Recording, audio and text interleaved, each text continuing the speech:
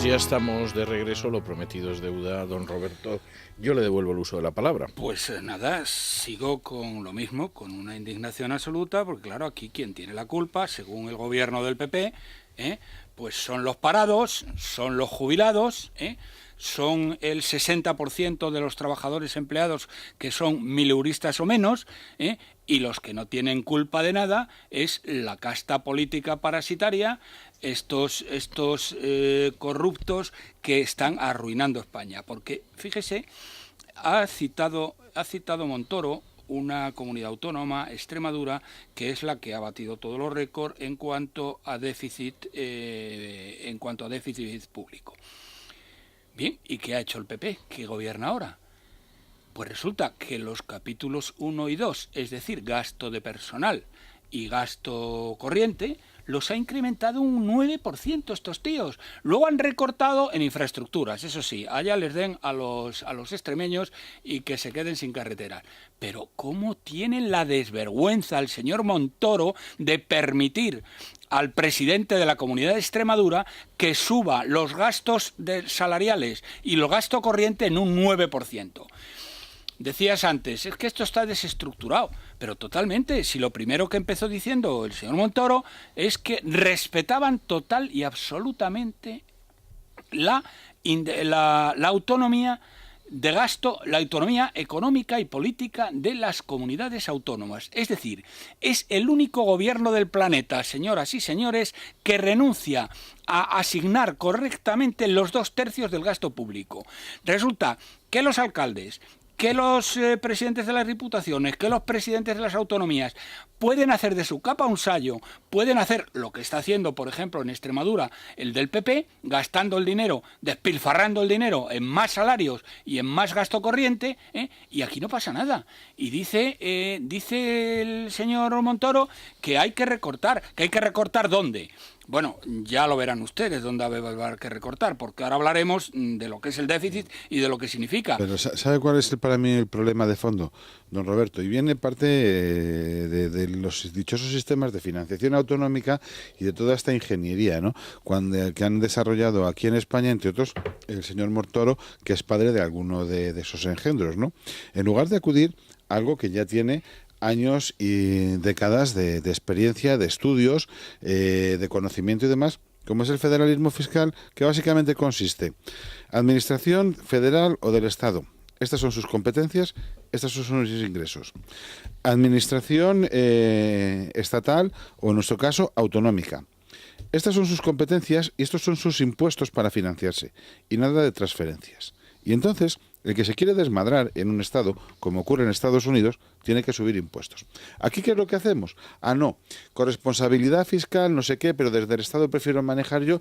Y entonces nos inventamos todo este sistema de las transferencias a las autonomías, que no sirven nada más que para que ellas sigan haciendo de su capa un sayo, para que no sepamos nunca qué hay, para que no den absolutamente cuentas a nadie, porque si yo soy el Estado, tendré que pedir cuentas de qué hacen con el dinero que yo, como Estado, les estoy transfiriendo, y así el Estado se queda con el control de una serie de figuras tributarias. Total, que al final ni federalismo fiscal, ni absolutamente nada de nada, y tenemos este desastre que en estos momentos no hay quien controle. Entonces, a mí me parece que el señor Montoro lo primero que tendría que poner en la mesa, además de un auténtico plan serio de recorte del gasto público, es un cambio radical de todo el modelo de financiación autonómica para ir a un sistema de federalismo fiscal. Lo que tiene que hacer es cambiar el modelo de Estado, no el sistema de financiación. Es que va implícito. No es el problema de cómo lo financias. El problema es que España no se puede permitir un sistema autonómico que despilfarra anualmente 100.000 millones de euros. Punto. Y me da igual. El problema no es decir, ¿y esos 100.000 millones de euros que despilfarran esta panda de golfos, de dónde los sacamos? ¿De los impuestos? ¿De no sé qué?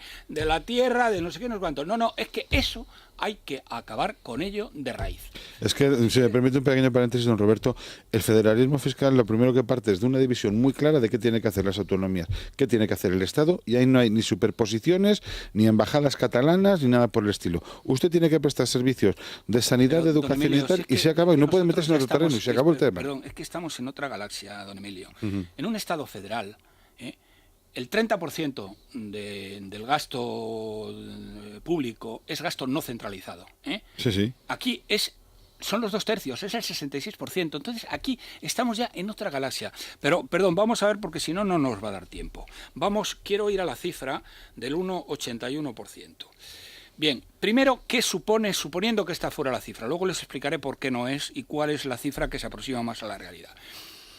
Esto significa, señoras y señores, que para poder cumplir, como dice el señor Montoro, que va a cumplir, y sabe perfectamente que es mentira, tendría que recortar gastos e incrementar impuestos a partir de que terminen las elecciones andaluzas en 45.000 millones de euros. No 41.000 como se ha dicho, porque eso era con el 8%, sino 45.000 con el 8,5%. 45.000 millones.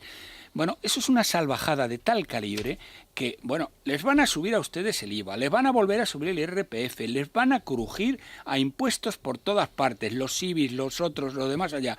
Prepárense ustedes para el 30 de marzo o después del 30 de marzo, porque lo que viene va a ser absolutamente terrorífico. Pero es que además esos 45.000 millones, bien de mayores impuestos, bien de menores gastos, que ya veremos por dónde empiezan a recortar, porque ¿dónde van a empezar a recortar? ¿En sueldos? ¿En visas oro? ¿En coches? ¿En prebendas? ¿En chiringuitos? ¿A que no? Van a empezar a cortar en sanidad, van a empezar a cortar en educación, van a empezar a recortar en pensiones y van a empezar a recortar en un montón de cosas más. Bien, esa es la primera cuestión, pero la segunda cuestión es que esto es una pescadilla que se muerde la cola. Como consecuencia de este recorte, que es inevitable, la economía va a caer por debajo del 2%, con lo cual será necesario un nuevo recorte porque los ingresos serán menores y no llegaremos ahí. Y dicho esto, no es el 8,51%. El 8,51% es lo que se llama déficit de acuerdo con el protocolo de Maastricht, que recoge una serie de gastos y una serie de ingresos, pero no los recoge todos. Estos no son las necesidades netas de financiación de la economía española.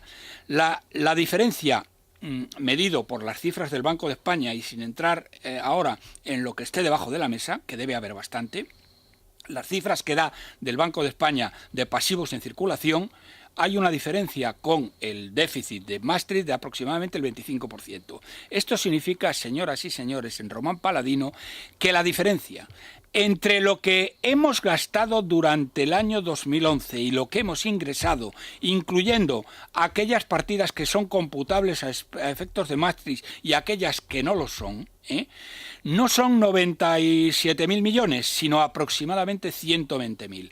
En otras cifras, señoras y señores, la diferencia, el déficit de verdad entre lo que se gasta y lo que se ingresa está en torno al 11%. Esta cifra del 8,51 es una cifra que corresponde... El 10 y pico, el 11% es lo que piensa bastante gente, sí, vale, es cierto. Pues esto es de lo que estamos hablando. Con lo cual, todo lo que les he dicho antes de lo que se nos viene encima, pues más a más todavía. La cuestión es cómo van a ser estos señores capaces de convencer a España, que es quien tiene la culpa, sin que le ardan las calles, porque ya veremos qué pasa cuando empiecen a recortar de verdad lo que tienen que recortar y no tienen más remedio, porque hasta ahora, dice el señor Montoro, es que hemos recortado. No habéis recortado nada, Rico.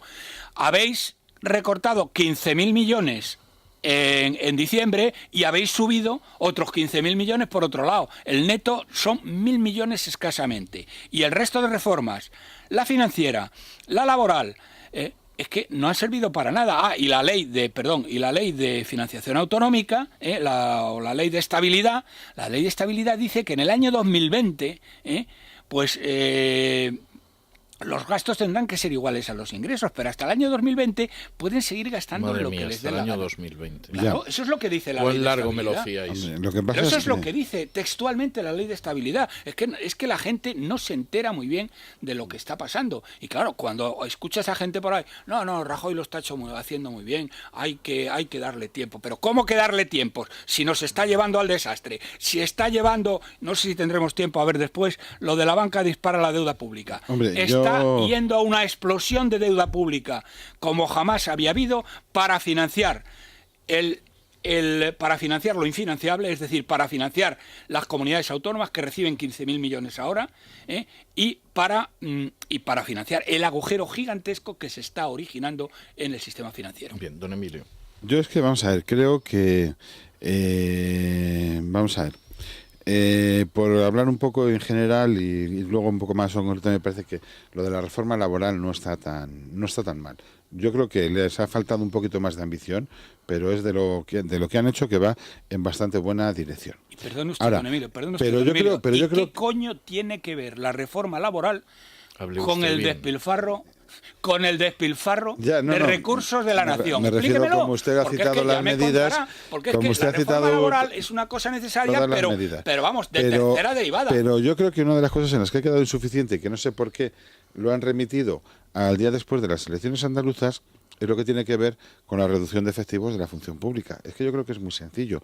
La primera reducción de efectivos que hay que hacer es la de todos los contratados laborales fuera, excepto en aquellos casos en los que efectivamente pueda estar justificada una contratación laboral. Por ejemplo, hay universidades cortas de presupuesto que no contratan un profesor titular, no sacan una plaza de profesor titular o de catedrático, y que lo cubren todo con ayudantes doctores o con profesores asociados para ahorrar dinero. Sea usted corporativista, pero salvo que ese todos tipo estamos de... en la universidad. Pero... La universidad, hay un despilfarro de recursos del copón con ruedas. Hay un despilfarro de aulas, hay un despilfarro de medios. A lo que yo voy es más de fondo. ¿Cómo van a contratar más gente en la universidad? Es más de fondo. ¿Está usted diciendo, pero yo pongo un ejemplo, podemos echarlos a todos y ya está, ¿no? Es decir, no crea usted que ocurriría ninguna desgracia. Lo primero que hay que entrar es ahí, fundamentalmente en las autonomías y en los ayuntamientos, que es donde se está concentrando las grandes bolsas de contratados laborales, que son el cuñado de no sé qué, el del sindicato, el del primo del partido y cosas por el estilo, ¿no? Entonces, esa yo creo que es la primera daño han cuestión. hecho a este país los cuñados, ¿eh? Parece Claro, mentira. el cuñadismo, ¿verdad? El cuñadismo pero es que algo tendrán que terrible. empezar a hablar también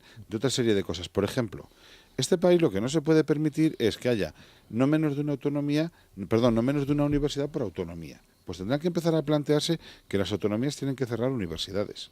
Ya está. Tan simple como eso. Está. Entonces, ¿por qué propone hace un momento que se contraten más profesores? Yo no he dicho lo que hay que hacer es cerrarlas. Yo lo que digo es decir que hay universidades que no sacan una plaza de titular para ahorrar dinero y le está haciendo y está cubriendo esa docencia un profesor asociado que les cuesta 700 euros al mes y encima ya no les pagan como en algunas ni los meses de verano, ¿no?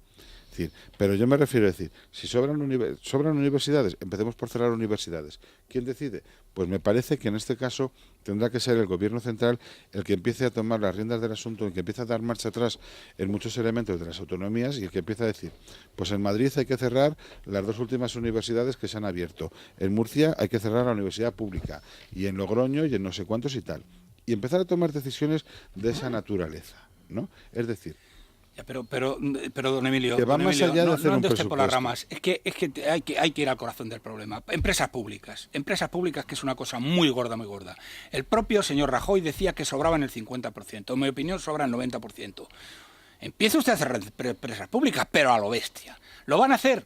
Pues no lo van a hacer. Nos van a subir el IVA, nos van a subir todos los impuestos, nos van a subir los especiales, nos van a subir todo lo que puedan y nos van a crujir. Y estos tíos siguen absolutamente en el machito, porque es que la closa cama al cielo. Vamos a ver, señoras y señores, hace mes y medio les dan a esta panda de golfos, porque no se les puede llamar de otra manera, les dan 15.000 millones de euros para que financien gasto que ya no pueden pagar y paguen a proveedores. Todo el gasto, todos los 15.000 millones los dedican a salarios, a Visasoro, a coches, a chiringuitos, a embajadas, etcétera, y se quedan sin un céntimo para pagar a proveedores. ¿Y qué tiene que hacer el gobierno? Es decir, 50.000 millones para pagar a proveedores. Es decir, los proveedores de estos tíos que han estado viviendo como rajás, y como no les han pagado los proveedores porque han estado pagando a sus primos, a sus sobrinos, a sus coches, sus viajes de vuelta al mundo, etcétera, etcétera, sus aeropuertos sin pasajeros, sus parques temáticos y todo lo demás, que están cerrados. Y ahora lo pagamos nosotros, 50.000 millones de euros. Yo creo que ahí el gobierno puede adelantarles el dinero, que se lo descuente de las transferencias a las autonomías. Ya bueno, pero no lo van a hacer, pero es que no lo van a hacer, lo va a poner el gobierno. Silvia, por favor, una buena acción. Un mensaje solidario, César, porque un SMS con la palabra realidad al 27070 puede cambiar muchas cosas. Si somos muchos los que lo hacemos, entonces podremos cambiar muchas más cosas.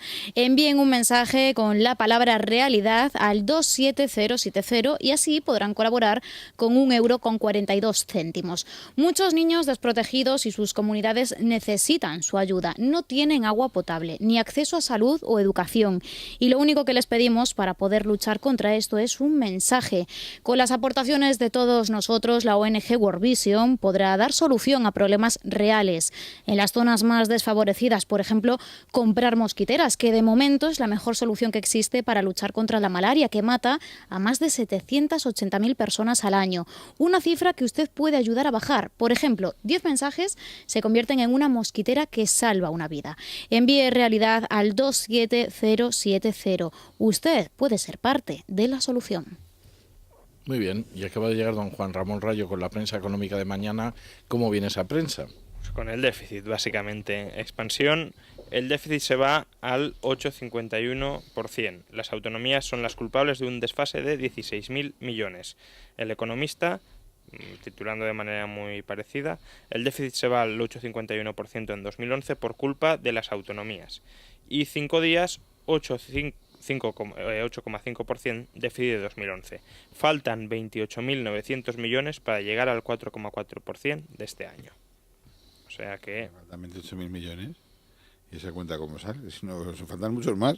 Hombre, asume que de la subida de impuestos y del recorte de gasto ahí salen 15.016, más unos 30, pero vamos que... Pero vamos a ver, Juan Ramón, si no eso lo has sale. estudiado tú mejor que nadie.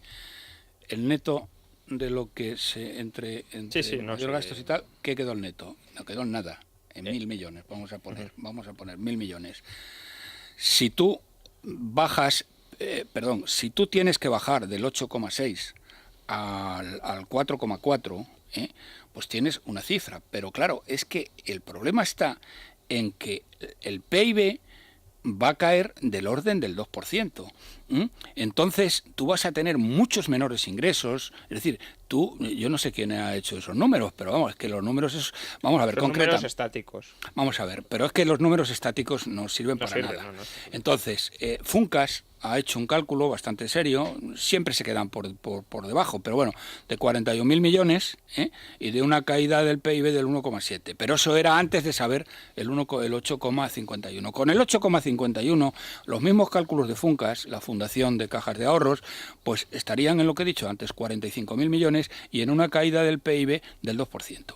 Entonces, si se aplica ese recorte de 45.000 millones, ese recorte, que me da igual que sea de un lado, no me da igual, pero vamos, tanto si es un recorte como si es un incremento de impuestos, lo que va a dar lugar es a una mayor caída de la economía. Y vamos a caer por encima del 2 y es una pescadilla que se muerde la cola.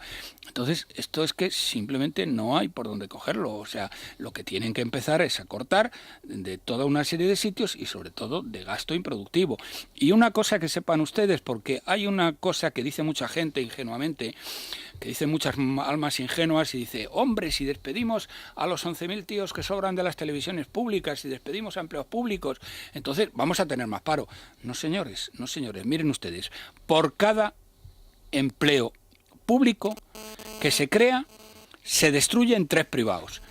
En su contrario, por cada empleo público que se destruye y el dinero se emplea correctamente y no en dárselo a la banca, se crearían 3 puestos de trabajo privados. ¿Usted cree? También hay otra forma de verlo, don Es Roberto. una cosa que está bastante medida. Sí, que también, concretamente, por ejemplo, vamos a ver, esto lo ha medido mi antiguo maestro Ramón Tamames, que de euro que estructura va al económica sector sabe algo. privado se convierte para la economía española en su conjunto en 2,5 euros, y de cada euro que va al sector público a la economía en su conjunto se transforma solamente en 0,6. Y hay por ahí 40 céntimos que no se sabe dónde se pierden, ¿no?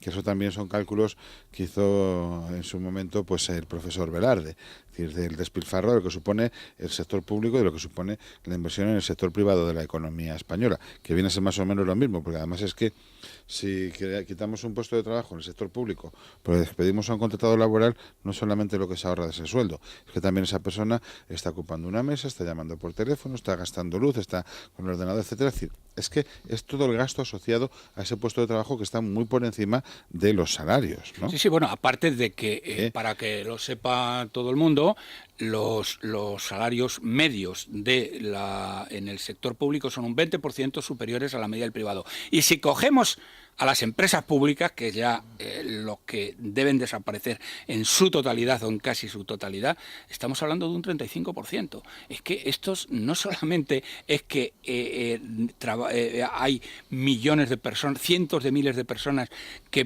viven sin dar un palo al agua, es que ganan unos sueldos de fábula.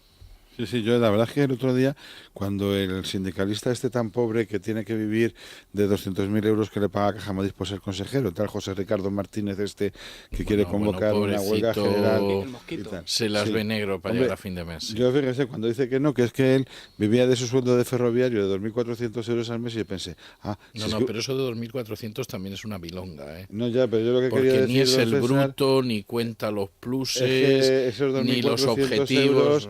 Esos 2.400 euros es casi lo que gana un profesor titular de universidad.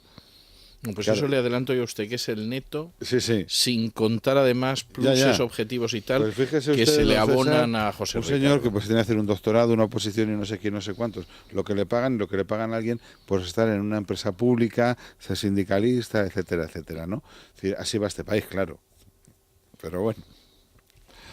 No hemos tenido tiempo de hablar de una cosa y yo sugiero que os lo habléis en algún momento, sobre todo a ti, el tema de el disparo de compra de deuda pública, el cómo España está creciendo en compra de deuda pública de una manera explosiva, cosa que empieza a preocupar muy seriamente en determinados ambientes. El otro día Bloomberg decía que le preocupaba muchísimo el rapidísimo crecimiento del endeudamiento público de España. Nos hemos endeudado hasta ahora en un 40% de lo que estaba previsto para todo el año, lo cual es una salvajada, y el problema más grave es que ese dinero va a ir para pagar los 50.000 millones que les vamos a pagar a los de tal, y lo que más grave de todo son los agujeros que están apareciendo en el sistema financiero. Pues claro, el Banco de Sabadell va a recibir por el esquema de protección de activos 16.500 millones, que dice que lo va a pagar el Fondo de Garantía de Depósitos. ¿Qué va a pagar el Fondo de Garantía de Depósitos? Si el Fondo de Garantía de Depósitos no tiene un chavo, ¿de qué van a pagar los bancos ese dinero? Lo vamos a pagar nosotros. Y luego lo que estamos viendo con todo el lío de Bankia, que hay un agujero entre 40 y 50.000 millones. Y a ver quién lo paga. Pues claro, si el Banco de Valencia, que lo acaban de... Bueno, está intervenido, tal, bueno, tiene un agujero aproximado de 7.000 millones y necesita otros 10.000 millones en liquidez. Si cogemos a Bancaja, pues oye, la cifra que tiene pues es parecida a la de sus primos, los de la CAM. Debe estar un poco más, probablemente 19.000. Y la cifra que se baraja de Caja Madrid está en torno a los 20.000. Y entonces, el señor Rato pretende jugar y comprar y hacerse el banquero, ser uno del cuarto banquero de España, cuando nos debe 4.000 millones del FROP que no nos ha devuelto ni nos va a devolver. En fin, es que nos hemos vuelto locos. Y bueno, lo que se ha vuelto locos es que el señor el señor Rato, el señor Rajoy, está permitiendo esta barbaridad. Es decir, con 16.500 millones, señoras y señores, que se va a llevar la CAM, que se va a llevar el esquema de protección de activos, que lo vamos a pagar nosotros para que se lo queden los nacionalistas del Banco de Sabadell, con ese dinero se podría arreglar la sanidad, que la señora Ana Mato dijo anteayer en una entrevista, o ayer, que la sanidad ahora mismo es absolutamente inviable. Con eso se podría arreglar la sanidad. ¿Se va a arreglar la sanidad? No, padre. Se va a dar ese dinero para tapar un agujero que era innecesario, porque la CAN se coge, se cierra, se garantizan los depósitos hasta 100.000 euros de los que los tienen allí y a correr.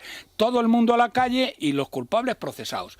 Pero no, señor, no es eso lo que ha ocurrido. No creo que vaya a ver usted muchos procesados por las cajas de Sí, ahorros. porque después del ejemplo de la Caja de Castilla-La Mancha y el señor Hernández Moltó todavía por ahí. 9.000 millones nos costó lo de tal, el señor Hernández Moltó y algunos importantes personajes del Partido Popular. No le veo yo, no veo yo eso. Pero en fin, de todas formas nos hemos pasado de tiempo. Usted, el déficit que me provoca de tiempo en este programa, no sé si es del 8,5%, pero por ahí puede andar. En fin, don Roberto, don Emilio, don Juan Ramón, muchas gracias. Muy buenas noches. Hacemos una pausa y nos tomamos un respiro de cultura. Es la noche de César, con César Vidal. Es